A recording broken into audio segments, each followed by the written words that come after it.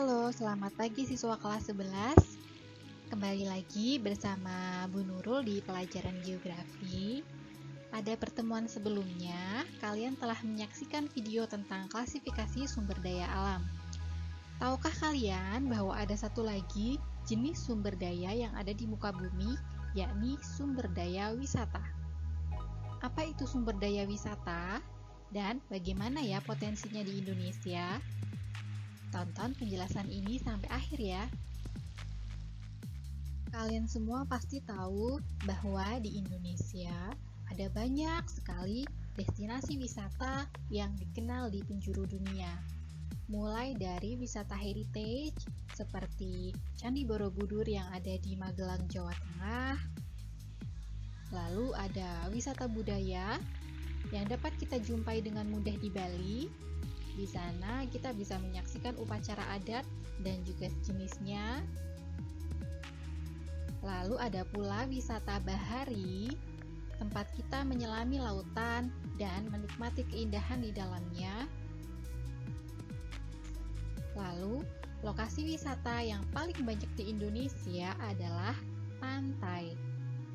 Indonesia salah satu negara yang mempunyai garis pantai terpanjang di dunia.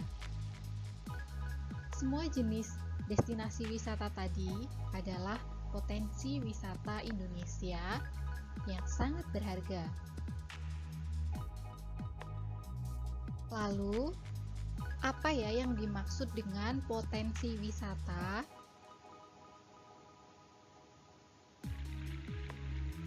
Potensi wisata adalah sumber daya alam yang beraneka ragam dari aspek fisik dan hayati serta kekayaan budaya manusia yang dapat dikembangkan untuk pariwisata.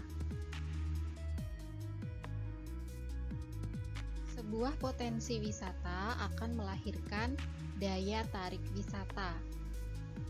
Daya tarik wisata yang juga disebut objek wisata merupakan potensi yang menjadi pendorong kehadiran wisatawan menuju daerah wisata. Nah, di sini ada 3 bentuk objek wisata. Yang pertama adalah objek wisata alam. Yang kedua, objek wisata budaya. Dan yang ketiga adalah objek buatan manusia. Kita bahas mulai dari yang pertama, yaitu potensi wisata alam. Potensi wisata alam adalah segala sesuatu yang berhubungan dengan alam, termasuk pengusahaan objek dan daya tarik wisata alam, serta usaha-usaha yang terkait di bidang tersebut.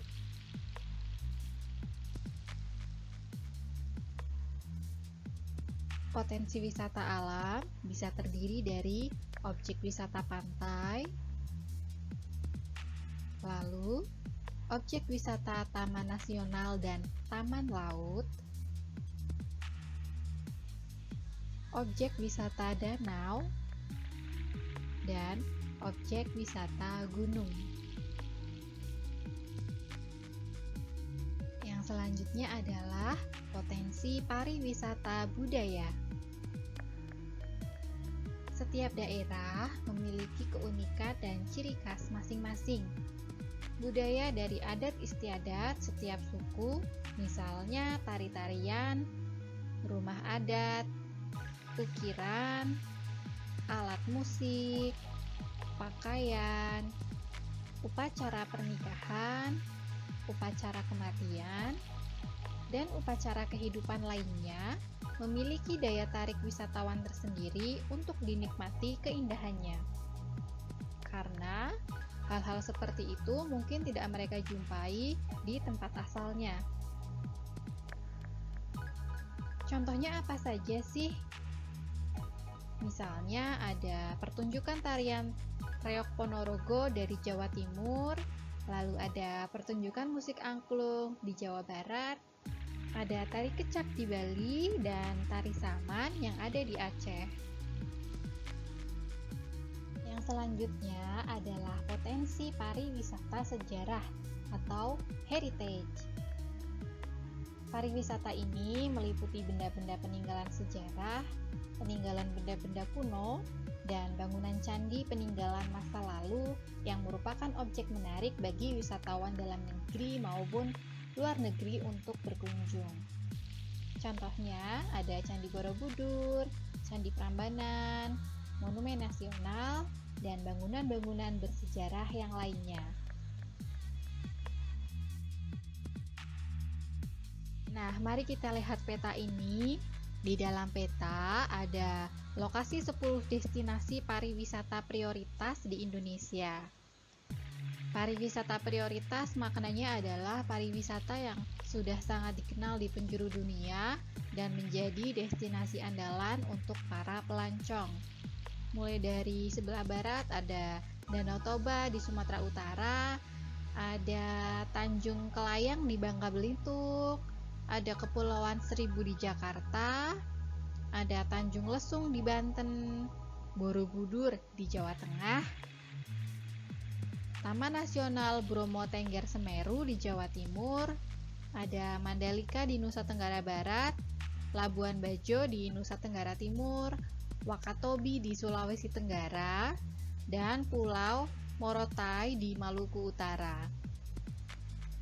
Ini hanya contoh yang sangat sedikit yang bisa ditampilkan. Sebenarnya ada banyak sekali lokasi wisata lain yang ada di Indonesia, mulai dari Sabang hingga ke Merauke. Tempat wisata mana nih yang sudah pernah kamu kunjungi? Nah, itulah tadi adalah penjelasan mengenai potensi wisata khususnya di Indonesia. Dengan materi ini semoga dapat membuka wawasan kita tentang betapa Indonesia kaya dengan wisata-wisata yang sungguh menarik. Nah, untuk selanjutnya, Ibu akan menjelaskan tentang media project yang akan kalian mulai kerjakan dari tanggal 10 September.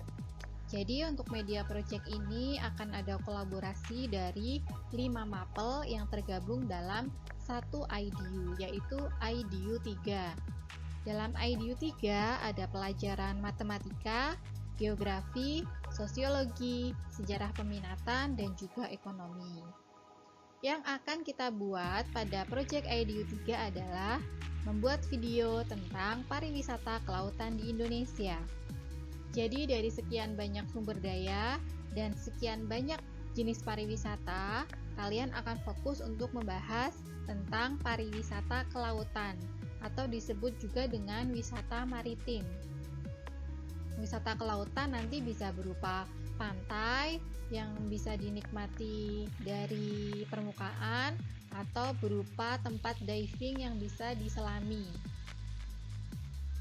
Nah, bagaimana langkah-langkah untuk membuat proyek ini? Kurang lebih penjelasannya adalah sebagai berikut. Yang pertama, yang harus kalian lakukan adalah mencari data tentang pariwisata kelautan di masing-masing pulau. Pulau yang akan dituju adalah Pulau Sumatera, Kalimantan, Jawa, Maluku, Bali, dan juga Papua. Kalian boleh mencari data dari sumber manapun. Silahkan dicari, misalnya di Pulau Sumatera ada berapa jumlah objek wisata kelautan yang ada di sana. Misalnya ada 50 lokasi. Jangan lupa disertakan dengan sumbernya. Lalu dituliskan ke 50 lokasi itu apa saja. Kemudian dibuat dalam tabel.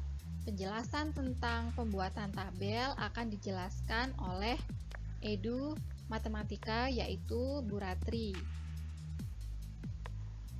Jika kalian sudah selesai mencari data, langkah selanjutnya adalah memilih salah satu lokasi wisata yang menurut kalian paling menarik.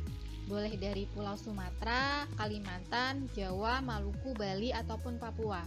Pilih salah satu saja yang menurut kalian paling unik, paling menarik, atau mungkin tempat itu sudah pernah kalian kunjungi. Setelah menentukan, silahkan kalian mencari informasi tentang lokasi tersebut sedetail-detailnya, selengkap-lengkapnya, untuk kemudian kalian deskripsikan dalam video. Jadi dalam video itu kalian bercerita tentang lokasi wisata tersebut, kenapa kalian memilih lokasi wisata itu, keunikannya apa, bagaimana caranya untuk dapat sampai ke sana, kemudian berapa mungkin biaya yang dibutuhkan. Kemudian saat melakukan perekaman, kalian juga menampilkan data yang telah kalian dapatkan berupa tabel. Jadi, dalam video kalian harus menceritakan sedetail mungkin. Seperti itu kurang lebih untuk penjelasan tentang tugas media project yang akan kalian kerjakan mulai tanggal 10 besok. Apabila penjelasan ini menurut kalian kurang lengkap, kalian dapat bertanya langsung melalui WA.